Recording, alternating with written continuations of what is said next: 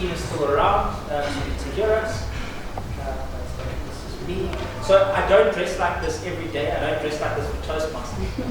But I've been working, as I mentioned, as the legal advisor of the National Horse Racing Authority. So today there was an appeal involving a jockey from Cape Town, and one tends to engage with senior counsels and the top advocates and attorneys in the country, so you have to look really the part amongst these people. So tomorrow you won't find me in the suit or. I mentioned that I joined Toastmasters in 2011. I do feel I'm a bit off to the side of this, but as you can see, if I do this, you can create a whole duck effect and whatnot. But I've been an area director, division director. Along my journey, I became a distinguished Toastmaster, which I was saying to France earlier. It's actually because a friend of mine, Sean Wilkinson, I think many of you know, is a councillor here in Victoria and he's area director in Perthcliffe. I had never thought of being a distinguished Toastmaster, and he said to me, let's actually challenge one another to see who becomes a DTM first. Without that friendly competition, I would have never become a DTM. And what we did is we actually evaluated one another, various Toastmasters functions. With him being the area director at that time, he also gladly wrote me into meetings of his clubs when I would be available, although I was competing with him. I've been involved in mentoring in Toastmasters, as I mentioned, DTM International and universities, as I'll elaborate on. And the goal, I think, ultimately, as we'll get into, but I think my goal towards mentoring has been to inspire, engage, and equip people. I think in terms of being a mentor, you have to have some kind of sense of empathy. You have to really look at what state this person is in, maybe compared to you in their professional life, in their personal journey, whatever, whether it's in Toastmasters or not. You can honestly, I think, often find people to mentor in some sort of capacity, even if it's a passing comment. Obviously, if you find people, and Paul warned me, you might, say negative things or controversial things to push the envelope. So maybe some people don't want to be mentored, but I think as we go through life and we mature, I think certainly in my life, I've seen that we do tend to need people more, and we do need advice, we do need guidance. At some point we learn that you don't know everything. So I'd say definitely when I was in later high school, early varsity, I definitely thought I knew. Definitely, I had a shadow of doubt, but I was the man. But anyway, here we are. Guaranteed. But what is mentorship? It's relationship supporting growth. There are roles, mentor and mentee, as we get into, and that involves obviously a sense of development. I see Christine is there. Good evening, Christine. And it's not therapy, it's not coaching. Mentorship matters to build confidence, skills, encourages accountability. That's really a key aspect being involved in mentorship. Someone is going to hold you accountable, even if you are the mentor, because you will have to rock up. Maybe it's to weekly mentorship meetings, bi-weekly, whatever you've managed to set up. And I think as well that mentoring doesn't have to be necessarily about a certain topic or what you think it is. As I'll get into a slide later about Junior Chamber International, but there is a lady specifically, when I began mentoring her, I honestly asked her what kind of challenges do you face, what kind of things can I help you with? And she actually said that procrastination was something that she had ultimately battled with. And I was able to find ways to get her to beat that to a large extent by holding her accountable. She would have to show me projects that she had worked on and the results thereof. And Obviously, going back to trial speech, looking in with that, mentoring strengthens networks. Because you develop a connection with someone that maybe you didn't know before, you certainly learn more about them. It can be across countries, continents, cultures, racial groups, ages, industries, whatever it is, and it enables transformation. So in our country, transformation is related to race. That can also be true, but transformation in general as well, transforming you to become something bigger and better. In fact, whether you're the mentor or the mentee as well, something will rub off on you. Core mentoring principles are obviously trust and confidentiality. For starters, people aren't going to want to tell you personal and private things. Honestly, I'd say especially if you are a mentee, to make it work, people have to be relatively vulnerable with you. If you're going to go and work out this person is challenged, they feel personally not adept at something, there's obviously going to throw off the whole trust relationship. I think trust is the foundation of almost any relationship. Active listening is obviously highly important. It's something we learned here in Toastmasters. So I think as Toastmasters, you know how to actively listen.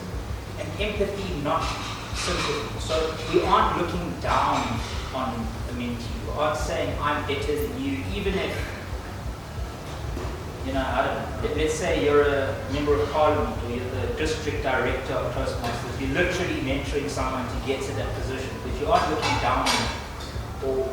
Or someone as a personal challenge with something in life, whether it could even be public speaking, as we stand here in Toastmasters. It's not to look down on, it's to find ways. For example, I used to stutter quite badly. I actually still notice when I do stutter, but I've found ways to try and get around it. But there was a gentleman when I attended Universal Toastmasters the other Friday, also brightened by me into the thing, maybe I'm just going off on a tangent. Universal Toastmasters for 3 months and then to coach them 3 months later. Anyway, so there's a guy there that stutters very bad, extremely so. And from noticing that, I honestly offered in the meeting to mentor him. I think we can see where people need mentoring. I'm not going to mentor you to build a bridge. I don't know how to do that, but I can mentor you with leadership, public speaking, mentorship, etc., etc. And obviously you have to have a growth mindset. So a lot of people aren't going to want to mentor others that feel that their time is their own. They don't really see value in building networks, in growing and developing others. I'm probably speaking to the converted here, I think, because you could be doing something else, whatever it is, but you chose to come to Toastmasters to develop yourself. But you will find in Toastmasters, maybe if you join today, maybe you don't know this yet, but us that have been here for a while, even for a short time, you end up developing others. That's what this organization transforms you into, because ultimately this is the place where the leaders are made. So I know we don't have all night. So a bit of my mentoring story in Toastmasters. There are obviously structured programs in Toastmasters which involve mentoring people, and there are, say, unstructured ways. If I can use an example, I don't know if Lynette probably remembers him, I'm not sure who else, but there's a gentleman named Bonolo Moshe who studies at Rhodes University, and he won the division public speaking competition. And I chose to mentor him, to guide him, to offer advice, take him out to various dinners, see him very often, visit him in his house and so on. No one told me to do this. It wasn't part of a Toastmasters structured program. There's no certificate for him. But I saw how I could help and guide this specific person. In Toastmasters, you could help mentees with, for example, pathways. I'm sure we're all familiar with pathways. And congrats to our icebreaker speaker this evening. It certainly didn't sound like an icebreaker. I'm sure they can very high level. But Toastmasters, as I just mentioned, it is where leaders are made. So it isn't only about public speaking. I'm sure Stefan has heard my stuttering story like 150 times, at least. But there's also a leadership side. So, Louisa, Jen quoted her earlier about, what is your plan in Toastmasters? She's been a president, she's been an area director as well. Beyond that, you get division director, and then you get onto this thing called cabinet, which is, it's actually very confusing now, because there are 2 districts. It's like really, I don't know if you guys know. Anyway, so before, Toastmaster was called District 74, which was Southern Africa. And now it appears to me that it's divided through half of Johannesburg. And Pretoria right down the middle. So you can't say I'm my country is Southern Africa and this and like South Africa and this because it doesn't work. So like in Joburg, 4 Ways is next to Bryanston. So like Monte Casino is in 4 Ways and just next door is Bryanston. Like so it's like next door. It's like here, it's like Hatfield and maybe Arcadia. So 4 Ways is in one district. Yes. And then Bryanston is in that. Like I don't know. So it's like if you join Toastmasters much more recently, but you won't have this problem. It'll seem completely normal to you. Like you're standing in the middle of the road and you do this. But it's also weird because many of us we're on District 74 and 129 groups. Yes. I'm sure. And then I just go and I post everything on both of them. Like, here we go. but in any case, it's yes, exactly that. Like I don't care. Like if somebody's one day going to come to me and they're like, "Don't do this," like just stop it. But so my I'd say leadership journey in Toastmaster was literally I never wanted to be a distinguished Toastmaster. I didn't care. It wasn't really important. I think I'm just a person like Fernando mentioned. I just put up my hand. So literally, I was the vice president of education at Ford. No jokes. And I got this email. I didn't really know what it meant. I didn't really see the levels and that. Didn't know about an area and didn't direct. But I did know in your club you can be a president the next, which I was going to be. And anyway, so this email, it's like District 74, just like the whole Southern Africa. And there's like admin managers. So I looked at this and I'm like, what can I qualify for? And I'm like, so the only thing I really qualify for is admin manager. Okay, fine. And I was looking at email. And then I kind of established that like people hadn't applied for this. So I'm like, okay, I will. So when I was club president at Forum, I was admin manager for the entire district. And I had never been an area director or a division. So then after that, then I went to the area and then a division director. So here we are. But it helped me to establish networks. So now I can say I know a lot of, well, anyone mostly that's in a leadership position in what I would still call Southern Africa. And I'm confused half Johannesburg and half Pretoria 5. But the key lesson in mentorship is to celebrate small wins. I'm sure those of you that have mentored people, you can give people targets, meet with them on a very regular basis and celebrate those small wins. So JCI, that's me at the airport. The lady in the middle. So Toastmasters and JCI, they're quite similar in terms of we both have Robert's Rules of Order. It's established in America, and it's a 1-year lead system, and it's international. So this lady in the middle is Rosemary Motusi. She last year was an international vice president from Botswana. In any case. And those other people that were on the national board now again, and the guy on the left was now the head of Santon. Anyway, so this year I'm the immediate past national president of JCI. So, but anyone in JCI is pretty cool. They call me senator. So like anyone that meets me, like you meet me in the street, like hi senator. Sweet. It's an honorary lifetime mentorship. People, they kind of target that thing. That's the thing they want. Like the Toastmasters is DTM. get past national president, being senator, this year there's this international mentorship program where they pair you with, they pair mentors and mentees from different countries around the world. So this year's national president, he nominated me to be the representative from South Africa. So you have to fill in this form, and you're like, what do you do? So I'm like, okay, I studied law, and you heard about all the other stuff, okay, basically this form.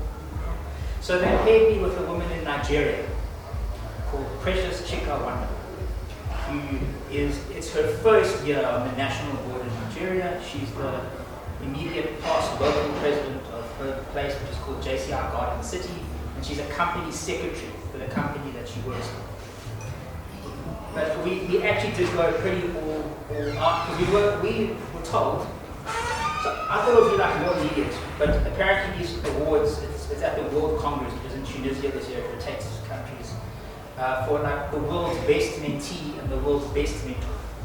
So we went like very, very well out, you know, like, you know, okay. So there's this WhatsApp group, you know, where we would, okay, so we made sure for starters that we started doing our meetings a day before everyone else in the world did.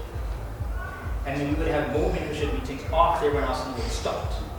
But there's this WhatsApp group, so we would like, every time that we did anything, we would like showcase it. We would like show pictures, we would like, this is what we discussed, we did this, we did that, etc., etc. So I still talk to her now. So now I live in Sunny Mill, Johannesburg. It's Sunny Mill, it's cheaper than to live in Midrand. But it's a great hack because it's a Samsung increase.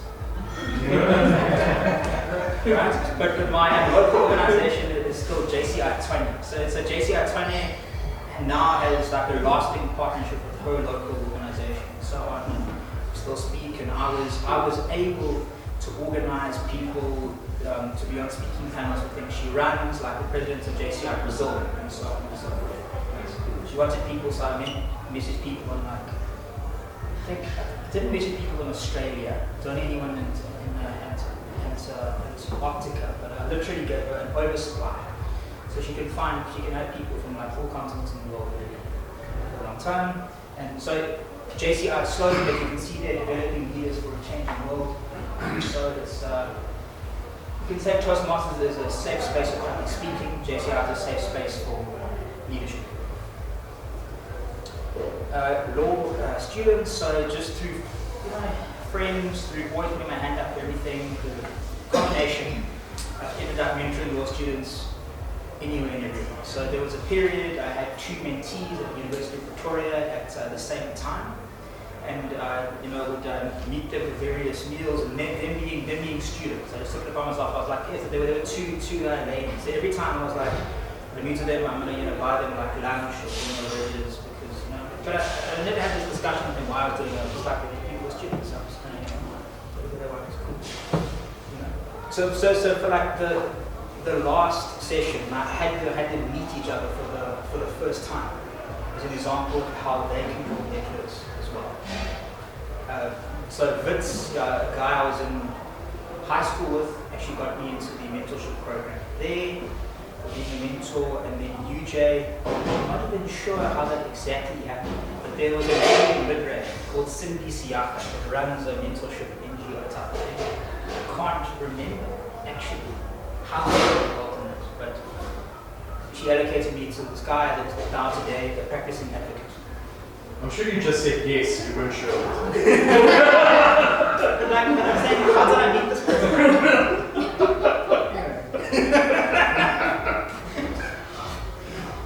So law, being the thing that I studied, there's an obvious focus on career, but also on why you enter the law. There's a focus on ethics, professionalism, doing something with your life. What you learn in introduction to law is that law presupposes a society, and society, this is how you regulate society. It's how there is some kind of order, because there is law. Obviously, we want to assist people with job readiness and course preparation. We'll get on to questions and pairing and things just now. Interrupt me and tell me nonsense. So how to be a great mentor? These are just ideas.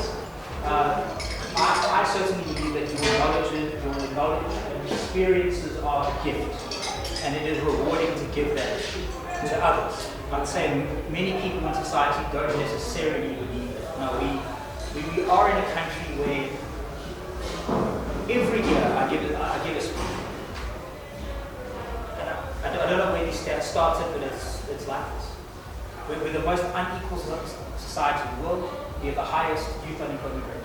That's just what it is. It's like every year. So, people do need help in our society. People do need help. They need some kind of upliftment. There are people that have only been exposed to the same 3 streets. Maybe you live next to Brooklyn Mall, and then you went to tax, and you went to school there. But our society really does a problem. We can find ways to uplift people, even if it's not in a financial way. Give people a sense of security, stability, that just assistance, just guidance, a sense of belonging, a sense of just feeling believed really lasts a lifetime for many people. So how to be a great mentor? It's obviously important to be available and consistent. Having a mentor-mentee relationship, you can actually set this up any way you want because it's based on some type of agreement. You could say, I will meet with you physically or online once a week, once a month, whatever, But the point is, if you promise, so what my father told me, if you promise something, you have to do it. So that's the point. You say, I'm going to meet you on next Tuesday evening at 6:30. Do it. Even if it can't be every Tuesday, but if that's what you said. Because actually being a mentor, you are setting some kind of example. You're showing people, what they should be. So let's say Christine, the president, called in the immediate past, Lynette, etc., the exco here. I mean, what you're doing at, I'd say, a micro level, people at district, but you're actually setting what the example is, what other people aspire to be. It's important to provide honest feedback. Luckily in Toastmasters, we know how to do this in a way that doesn't break people down. So you can say, but honest could be, you're stupid, useless. You also, you don't know what you're doing. But no. In Toastmasters, there's nothing like it. It's about giving people feedback that gives you some kind of positive, uplifting. I heard that I said, which I know is a filler word for the grammarian. Toastmasters helps us to understand. So it's important to encourage reflection as well and to empower growth. So I'm sure in Toastmasters we've heard of things like the sandwich method, where you say something very nice. Something a little bit like shocking, but it's very nice. But the shocking thing is like, you may want to work.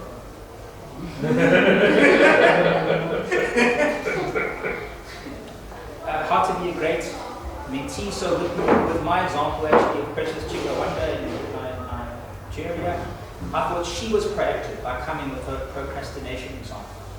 So in her country, there's something called the JCI RISE coordinator. So JCI RISE, again, it's a 1-year-to-lead system. It rotates between countries, the world president. So now it's a guy from Japan. Japan is the ultimate in JCI, by the way. Nigeria and Africa is ultimate because the population and stuff, but jumping around a little bit, you just need to understand JCI. So you can also criticize, I'm jumping around just thinking, if you're interested. So in JCI, if you're going to be the national president the following year, they send you to Japan the year before for 2 weeks. And you stay with a host family for a weekend, you're exposed to their lifestyle and so on and so forth. And then you actually meet every person from every country in the world. It's going to be the national president the following year. And this exposes us to different cultures. JCI says they want to establish world peace. And I think how they're looking to do this is really through opening us up to being exposed to different cultures. Maybe you thought Indians were bad news, or Chinese, or whatever it is, but being exposed to these people, you can see that there is far more that unites us than what divides us. But I think living in South Africa, firstly with our apartheid past and being a very, very diverse society, I think we can. It is a bit, preaching to the converted as well about how we're able to work together across any kind of barrier, be it racial, economic, age, gender, etc. Yes. Anyway, so how to be a great mentor. You need to accept feedback openly, respect time, and stay committed. Why I was just giving you the feedback on how JCI works, so that you can understand when I'm mentioning certain things. Mentoring Toastmasters, like I mentioned, there are club mentorship programs. You can put yourself into a pathways mentorship project. There are obviously those, you might be on a specific path already. You might want to get a DTM status, but you can just be crazy like me and just, we can just mentor people. You can just build our relationships. Like I mentioned, and there are just people that I think we end up being inspired by. Like my example of, for example, Brighton. I think Brighton inspired me in the way that he kind of just joined Toastmasters when I was an area director, but he's going to be district director next year. And to me, that's just incredible. I would love to support such a person. But like I mentioned with the Bonolo aspect as well, so you can actually see this two ways. You can see yourself as being a mentee in the organization where you almost latch onto someone looking for guidance, meet them on a regular basis, try to emulate their experiences. But you can also look for people to mentor as well. But I'm not talking here from an informal sense, like I mentioned, there's a structured sense as well. So I'd like to hear from any of you, and there's some other slides. I'm trying to be fairly brief, but I always say every time DTM stands for don't time.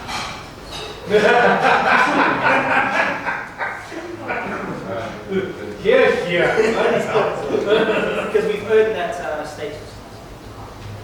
So, would anyone like to share who has had a mentor and who has been one, and anything you'd like to share from those experiences?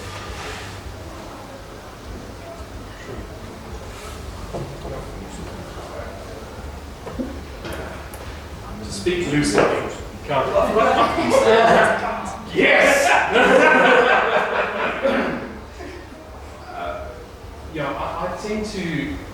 I tend to take the mentoring thing a little.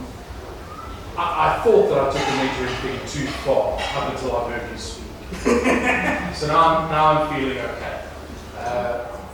I hadn't actually mentored someone for some time up until I rejoined Toastmasters. When did I come back? 2021. A while ago.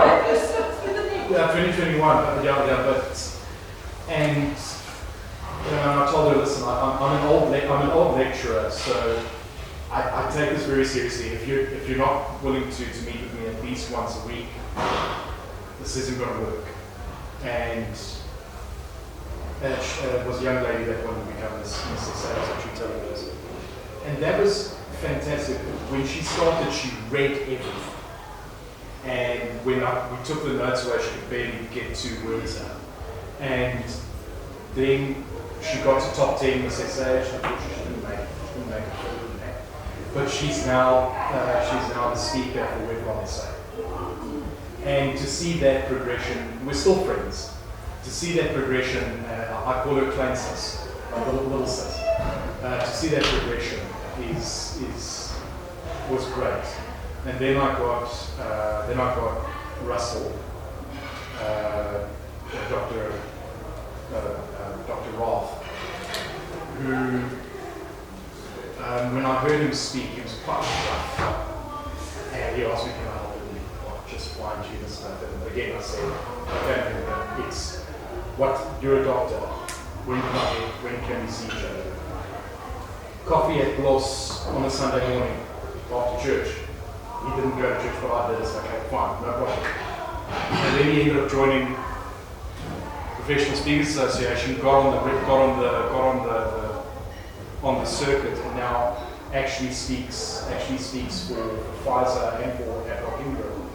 A guy who very gruff, very opinionated, very rough opinions, managed to soften that. And to see that was actually, because I first thought, maybe I'm a little overboard. Now I feel fine. I feel absolutely great now.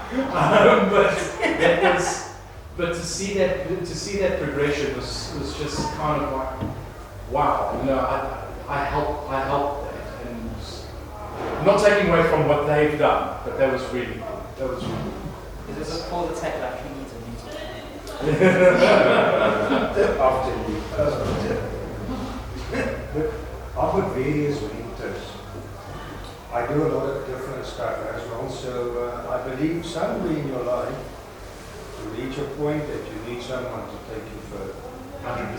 So 100%. Absolutely. As everything that you do in your life, when you reach that peak, get someone that will take your hand and maybe mentor you. So yes, I've got various mentors. The big thing is when you are a mentee, it's important to surpass your mentor, because only then that the mentorship and the relationship really work. So if you are a mentor, try to do your utmost best. Work the mentor. Take everything that you can give them, and of course we support you. I'm also a mentor for also in various aspects. I used to at Scientia Toastmaster. I used to be a mentor for various speakers. And in my job as well, I am a mentor on a continuous basis. And I also do have a lot of interns. So it's one thing to be, to assist interns. But it's more important to be a mentor for them. And then I firmly believe this is the only way that I think a mentee-mentorship relationship can work. Is the mentee to choose the mentor, and not the other way around. Because the other way around, it's almost forced upon.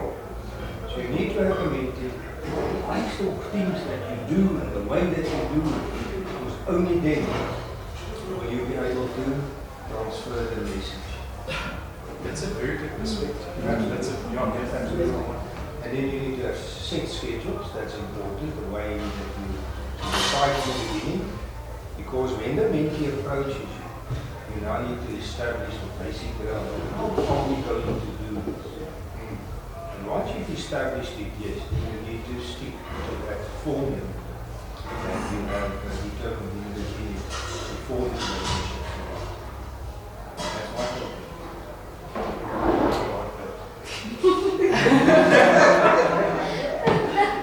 2 to 3 people, all at the same time.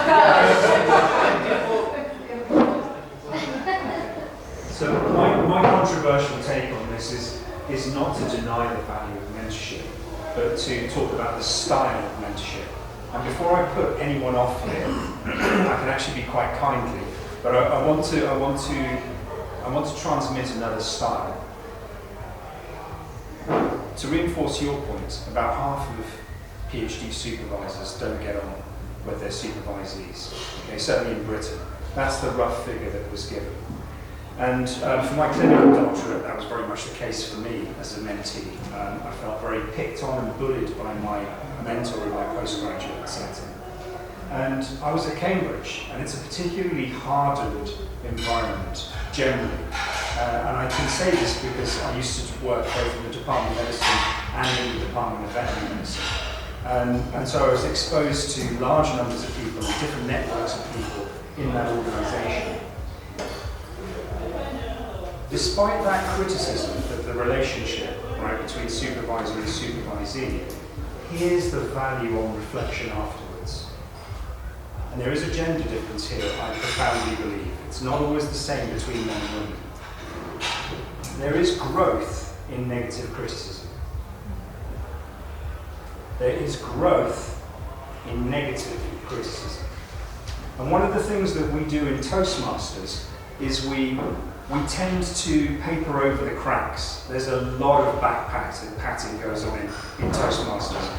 We're, as a club, a little bit different here, I would say, but in a lot of clubs that I've visited, I'm not talking for someone's first level speeches, but even for people who are experienced speakers, there's a lot of, that was the best speech I've ever heard in my life, it was wonderful, and you were so magnificent, and you look so good, and there's all of this sort of stuff that goes on, which I would say it was superficial. And there isn't any realistic input. That is incredibly common in the organisation from what I can see. We don't do that here. We do bring more realistic criticism to people as they develop, up to and including harsh workplace realistic assessments. Okay, the sort of thing that's safer to get here than it is from just the first time from your boss and you're knocked down.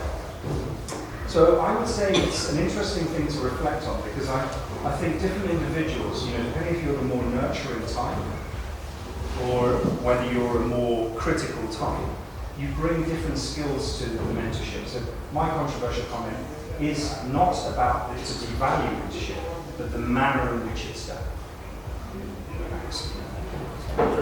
So I want to say Trammell first because I know Trammell's name.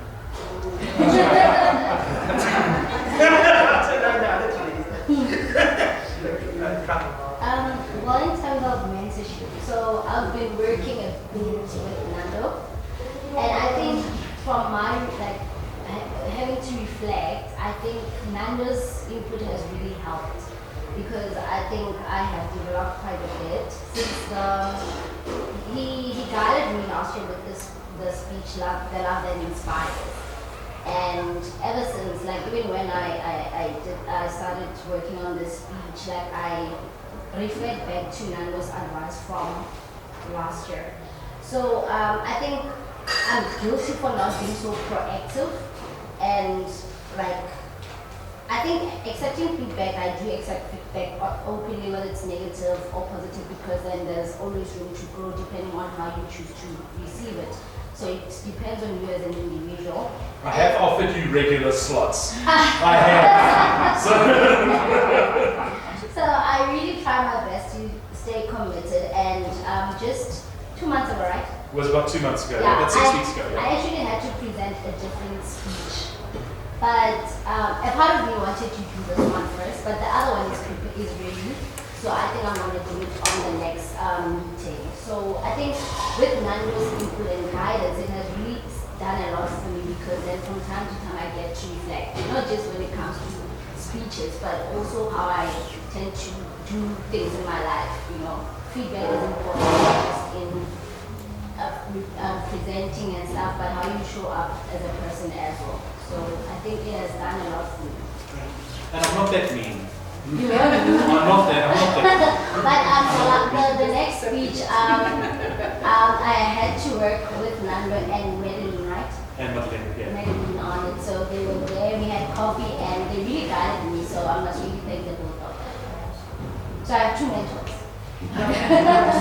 So I was thinking back to what France and Paul said with his last year. So how did Nando become your mentor? Is Nando formally allocated by the club? I'm quite proactive in approaching people, especially when I see that I can do something. So when I see that I can actually benefit, because obviously as a person you must have a vision.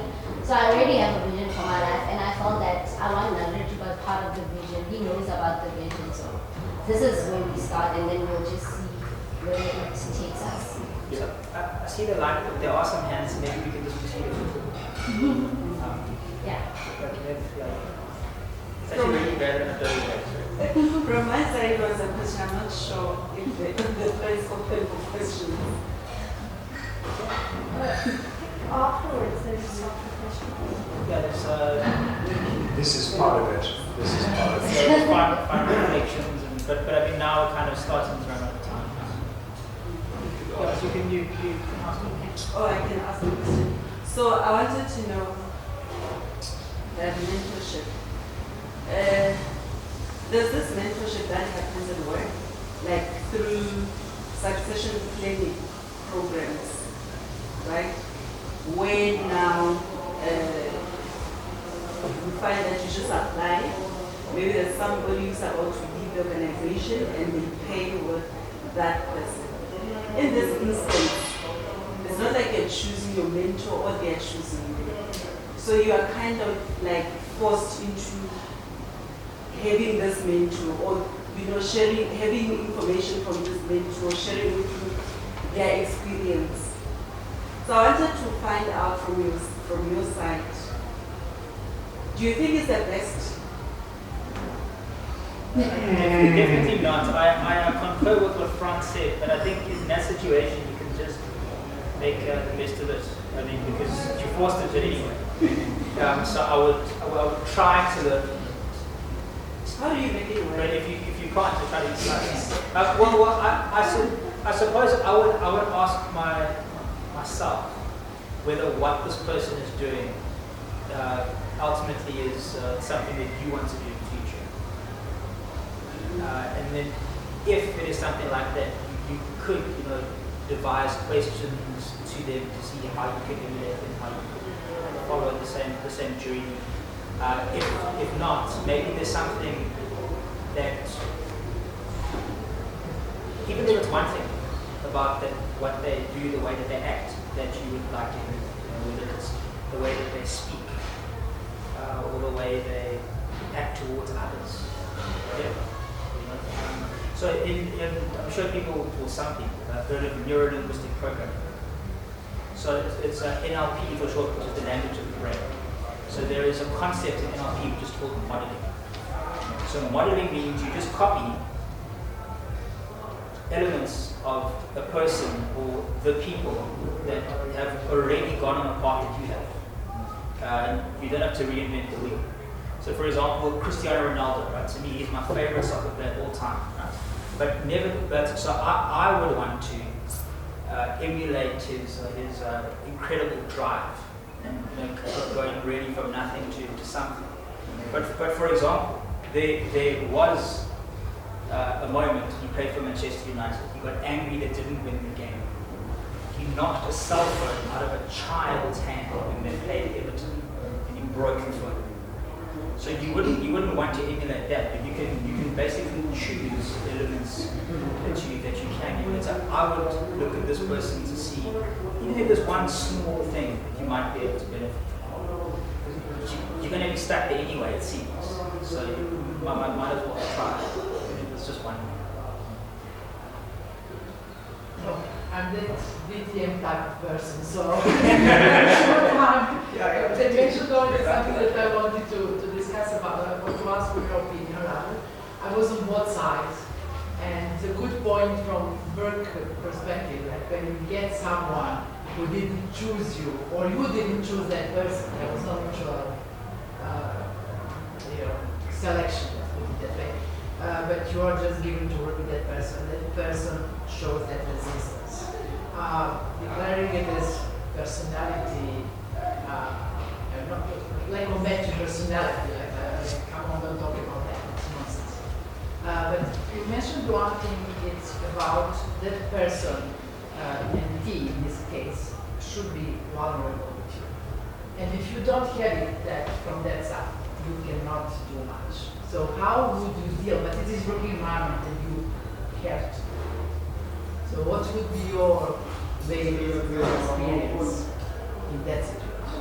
So kind of to get your mentee to open up. To get involved So much to me, can approach. so my experience, say with the lady, Precious Chica one, obviously I didn't know, I hadn't met her before, so it did take a while, to break it down. But I think through firstly talking, sharing one's own experiences, people tend to align with what you put out. So also it's a bit of neurolinguistic programming as well. You might lean back, put your foot on the other. But the other person does that back. There's a kind of synergy. They're more able to relate to each other. You can also do that to make people relate to you more. So firstly, when you open up to people, they open up more to you. But I think also through asking different types of questions, you can throw the ball back into their court. So things like, what is it that you want to get out of this? What areas in your life would you like to see growth, or where have you seen yourself experiencing challenges? And I think that for them, they would decide how vulnerable they want to be, how they're able to open up. And even if they can answer one of those questions, you can find something you can work with them on to help them. Over time, you can find more things to do. So I am mindful that the red light's been on for about 22 years. So this is what I was going to suggest.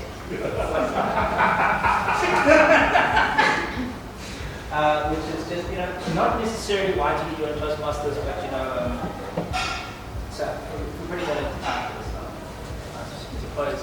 But the idea is, I don't know if one person wants to do this, I don't know, but the idea was, it's for people to pair up essentially role play, kind of to test the vulnerability aspect, what you're able to learn. Obviously, why did you join Toastmasters? It's a very simple question, but here it just sets the tone that that could be the first thing that you can ask, from mentor to mentee, and then you can go into other types of things, other types of questions, where they have challenges, how they like to do, etc., etc. I don't know if we have time for that, but we'll just. Okay. So that's what okay, so maybe then just because we don't have too much time then. Very briefly then, so this isn't necessarily then focused on the pairs, but would anyone in mindful time like to add on what in your mentor or mentee experience has worked well or been awkward, or what to do? Obviously very briefly, not like 6 minutes. One or two people would like to.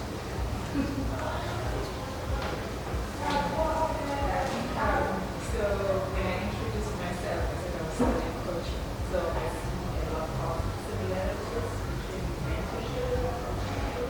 So what works well in terms of coaching, and based on the question that she has just asked, building trust and rapport. So you explain, you share your own experience, so that your mentee will also be able to open up to you.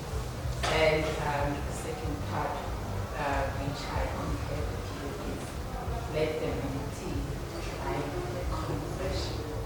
You asking her questions in terms of what is it you want to focus on today, what is it you want to discuss. So that's sort of like open up for them to be more vulnerable and getting making the relationships. People refer to Nando's as you turn around. Most of the time, yeah. That's just because I'm a crazed narcissist. I've actually found this one question over the last few years. One question that really makes the mentee kind of stop, and it was a question that was asked to me when I underwent mentorship. What is success to you?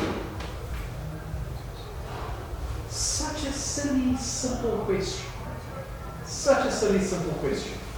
And when it got asked of me, I was just like, I need some time, please. And it helps a lot. Do you want to know the great point?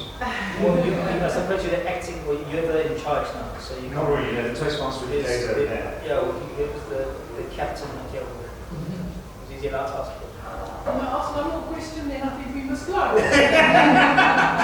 Not so much a question, but just a comment. I think the mentorship mentee thing is often on an age basis, but not exclusively on an age basis. If I had my time again, I think I should have actively tried to not to rub up my mentor the wrong way when I was a postgrad. I didn't really actively try, but I certainly resisted once we were in a negative relationship. I think was listening to what you said earlier, and respecting that somebody knows something more than you, almost certainly, is a good positive way to engage with somebody. And maybe using someone like Michael or someone online somewhere that is a standoff, so you can establish a mentor-mentee relationship from the beginning. The sort of expectations that you've created for us this evening. Thank you so much. Two questions. Can I? Think of it, take a knife. Anyone other than Susanna that is not For a little bit of time. Okay, my question is specifically for Toastmasters. So as a new member of Toastmasters, how can I get the best out of the mentorship in Toastmasters? Like, what am I supposed to do to actually get the best out of that, especially as a new member? I think I've had a month now joining the club, but I've never engaged with a mentor, or I think I've spoken with Lynette once. So I just want to know what's the right way, or how can I best benefit from mentorship in Toastmasters? That's a loaded question. So I will go to Christine. This is off the call. Did I say she has to allocate you a mentor hopefully within the club? But I suppose, alternatively, looking at the way that Nando does things with trauma, you could also just ask someone in the club that inspires you to mentor you. But to me, that's only the very beginning. You know, as in with Toastmasters, you have all of these pathways. You can become a distinguished Toastmaster. You can be president of the club. You can be area director, event director. There's South Africa, but there's even an international board for the first time ever. I actually don't know what it's happened. When is it elected international? Is she international president now? Or is she from August? So for the first time ever from August, we'll have a South African person being the international president of Toastmasters. So you can do that. So my point is, I'd say right now, get a mentor within the club, whether that's Christine or Paul or some such allocating. But you'll find in your Toastmasters journey that you'll emulate, work with people, meet with people that maybe you want to be president of the club in the future or vice president of education. You can work with these people, learn from them, and go up the whole leadership track as well. But you'll find yourself through this organization forming numerous networks that will really last you a lifetime. You'll see that you'll become somebody's mentor. Yeah. So yes, I think there was one more question. Yeah, one thing about what I've learned, I think what I've realized with the one that I have, the mentor that I have, is that he throws me in the deep. We don't joke, we'll just say tomorrow you're presenting and you'll find out it's an international platform. And from that, I think I'm actually appreciating that right now, because I realized in the space of 3 months, I think I've grown so much. So I think I appreciate it. So you also appreciate Paul's hardcore mentorship stuff. And my question to you was, with all the achievements that you have, all the accolades and everything, what do you find fulfilling with all of that you're doing? When you sleep and there is nobody talking to you, when you sleep, what is fulfilling? Thinking about your life. You're looking like no one's actually asking that one before, mate. They're very, very personal questions. So I think I do want to be remembered after like I've always wanted this. So I was like 13 years old, I asked myself what's the point of life? Probably it. But for some reason I take joy in knowing that I helped people. I don't know when exactly that starts, because I can swear, like grade 11 and grade 12, I didn't care about anything. No. So I think just as life develops, we're just taking up with various personal things. So my father passed away at the beginning of high school, my mother at the beginning of varsity and so on. So maybe it was, something step back in life. But I like to see that the fruits of my labor. So whether it's mentoring, like with this, whether it's even in politics, I've mentored people in this city to become city councils. And I can give you a list of names, you might not know these people. But honestly, the other day with one of these advisory boards, there was a lady I'd never met in my life. Her name is Guru, and she was on this advisory board. And when we sat down at this table, she said, my brother got a job because you share a lot of LLB vacancies on your LinkedIn. So I've got 30,000 these information dollars. Even today I met someone that was my information. There was chair of this panel. But to me, I don't know why, but like it made me feel so good. I was excited that whole meeting because of what she told me, and it still makes me happy to this day. So, but I think we all have different drives ultimately. Like when Nanda said, "What does success mean to you?" Success means something completely different to all of us. To someone right now, it actually means never coming to Toastmasters. It means like you're at home with your kid and your husband. Like that's what's up, So like success means something different. Whereas for someone sitting here, it might mean being the next president of this Toastmasters club, etc., etc. That's the last. All right. How do you separate the coaching and the mentorship? Because you've both mentioned that it's not the same thing. Okay, so I think for me in Toastmasters, it's a bit easier for me because but again you can see it different ways. So I suppose you get a club mentor, but to me, okay. So firstly in Toastmasters, I see more mentoring as like a one-on-one type thing. But coaching in Toastmasters, it's like so to be the coach of a club, when they're struggling with mentorship, there's a certain level when they drop below a certain number of membership, they then become eligible to have a club coach and you give them guidance and direction, so on and so forth. So you are mentoring them sort of as a group and attending all of their meetings and giving them advice. But maybe they like study coaching for this, I don't say maybe after the meeting because of the nets, it's going to take us. To me, mentoring is a much more focused and general thing at the same time. To me, mentoring it's a much more personal thing, but it's to focus on the general elements. It could really mean.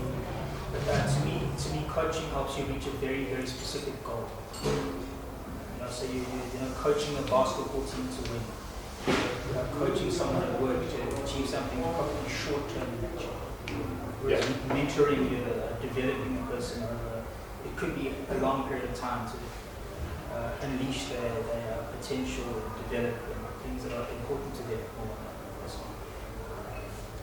So apparently, because I don't know anyway, so apparently Kevin Spacey, people say some type of sex offender. I'm just going to put that out there.